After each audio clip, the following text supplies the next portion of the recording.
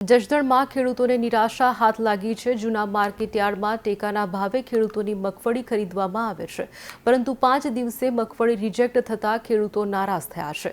જ્યારે ખેડૂત મગફળી વેચવા આવે છે ત્યારે ગુજકો માસેલના અધિકારી દ્વારા મગફળીનું સેમ્પલ લેવામાં આવે છે।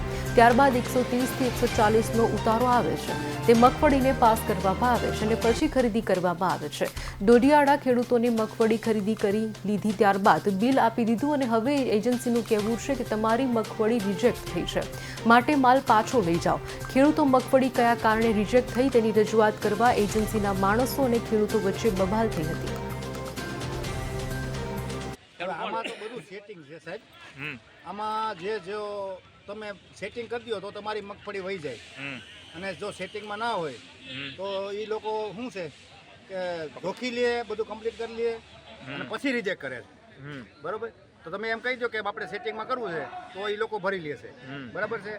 અને આજથી 4-5 દિવસ પહેલાં મેં જે મીડિયામાં મારી એક રિજેક્ટ કરવામાં આવી હતી, તો એ મેં જે માંડવી મેં જે મોકલી એ મેં યાર્ડમાં મોકલી દીધી। મારે પૈસાની બહુ જરૂર હતી, માણસોની પણ આપવાના હતા પૈસા, તો મજૂર નકર પૈસા ન આપું તો મજૂર લઈ જાય, તો આ બધું જરૂર હતી એટલા માટે મેં બધું કર્યું। તો અટાણે મને ન્યાય શું જોઈએ? તો માંડવી મારી કોઈ લેતું નહોતું, બરાબર છે, કમ્પ્લીટ કરી દીધું હતું। મારે એ માંડવી 950માં વેચવી પડી, બરાબર છે।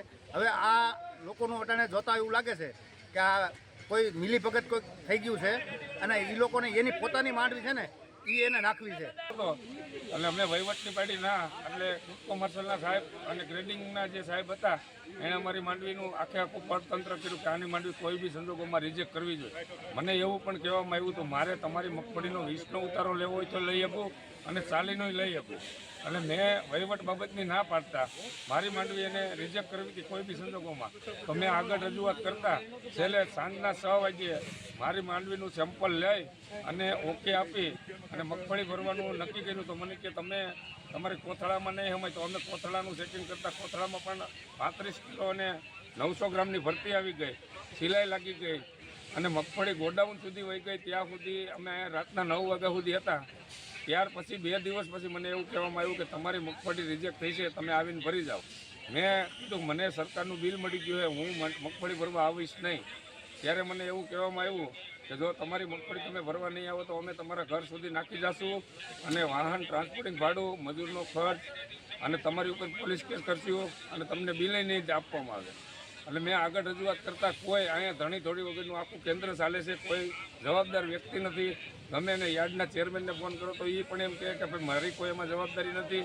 અમારા MLA, જિલ્લા પંચાયતના સભ્ય બધાને મેં ફોન કરી લીધા, પણ કોઈ જવાબદાર વ્યક્તિ છે નહીં। આપણે બોલીએ છીએ કે ભાઈ આ મગફળી નથી ને હાલતી, આન છે, તો એ લોકો એકઠા થઈને અને મારે છે ખેડૂતોને। આજે ખેડૂતોને માર મારવામાં આવે છે। તો આ જસદણ તાલુકામાં આ શું છે? આ ગુંડારાજ છે। આ એપીએમસીના ચેરમેન જે છે એ આવતા નથી, ધારાસભ્ય આવતા નથી, અને જે કંઈ જિલ્લા પંચાયત, પ્રમુખ પંચાયત, આજે આપણે સહકારી મંડળીના પ્રમુખો બધા અહીંયા આવી હતા ને એની કોઈ થઈ ગયા છે। જૂના એપીએમસી માર્કેટિંગ યાર્ડમાં CCIની જે ખરીદી કરવામાં આવે છે, તો 2 ખેડૂતોનો માલ રિજેક્ટ થતા અમે એની યોગ્ય તપાસ કરતા હોય કે આનું બીજી વાર ગ્રેડિંગ કરાવો એવી વાત કરતા, તો એજન્સીના માણસો દ્વારા અમને ધાક ધમકી અને મારવા, છેલ્લે મારવા લગનની વાત આવી ગઈ કે જો અહીંયા આવીને કાંઈ તમે બબાલ કરી, આ હાલતું છે એ મુજબ જ હાલશે, અમારે કાંઈ કરવાનું નથી આમાં, જો અહીંયા કરશો તો અમે તમને મારશું, આવી અમને ધાક ધમકી મારી અને અમારી યારે તોડમોડ અને મારામારીનો પણ પ્રશ્ન ઉદ્ભવ્યો।